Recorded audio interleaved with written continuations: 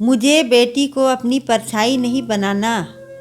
बेटियां माँ की परछाई सी होती हैं और अपनी मनु तो सचमुच अपनी माँ की ही तरह सीधी है।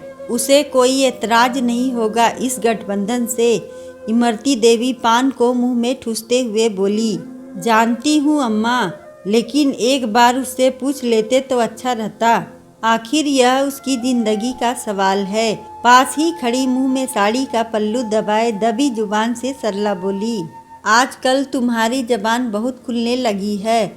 अभी हम बैठे हैं यहाँ पर घर के निर्णय लेने के लिए। जाओ जाकर रसोईया संभालो, कान लगाकर न खड़ी रहो। इमरती जी पान का पीक थूकते हुए बोली। सरला ने निरीह दृष्टि से अपने पति सुजीत की तरफ देखा और फिर रसोई में चली गई। इमरती जी सुजीत को आदेश दे रही थी कि वो आज ही जाकर रिश्ता पक्का कराए।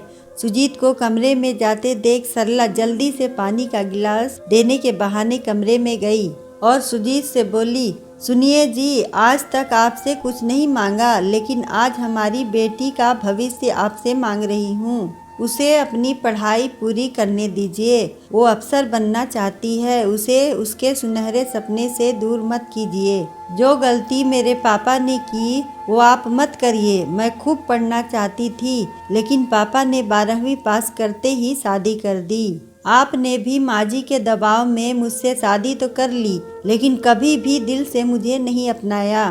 मैं नहीं चाहती कि मनु को भी गंवार और अनपढ़ के ताने मिले। यह 2 शब्द आपके लिए सिर्फ शब्द होंगे, लेकिन मेरे लिए मेरी आत्मा और वजूद पर नस्तर की तरह चुभता है। मुझे मनु को अपनी परछाई नहीं बनाना। सरला की बातों को सुनकर सुजीत जड़वंत हो गया। आज पहली बार उसने सरला को ध्यान से देखा और सोचने लगा, सच ही तो कह रही। माँ के दबाव में उसने सरला से शादी की। माँ के आगे कुछ बोल न सका तो सरला पर भी अपना फ्रस्ट्रेशन निकालता रहा। सरला के दिल का दर्द उसने कभी महसूस ही नहीं किया। आज तक उसने जो व्यवहार सरला के साथ किया, अगर वही मनु बेटी के साथ ससुराल में हुआ तो क्या वो पिता होने के नाते यह सब सह पाएगा? नहीं, वो ऐसा नहीं कर सकता। एक बेटा होने के नाते उसने अपनी माँ की बात मान रखा था, लेकिन एक पिता का फर्ज किसी के दबाव में नहीं करेगा। सुजीत ने आगे बढ़कर सरला के आंसुओं को पोंछा और उसका हाथ अपने हाथों में लेकर बोला, आज तुमसे यह वादा करता हूँ कि एक माँ की परछाई को अंधेरे में नहीं रखूँगा। उसे शिक्षा का उजाला मिलेगा ताकि वो अपने आत्मसम्मान से अंधेरों को चीर सके। तुम्हारा दिमाग खराब हो गया है। इतना अच्छा रिश्ता मिला है और तुम उसे ठुकरा कर पढ़ाने की जिद कर रहा। इमरती जी को सुजीत का फैसला पता चला तो गुस्से से चिल्लाने लगी, मुझे अपनी बेटी के लिए अच्छा रिश्ता नहीं, सर्वश्रेष्ठ साथी चाहिए, और वो तभी मिलेगा जब मनु शिक्षित होगी।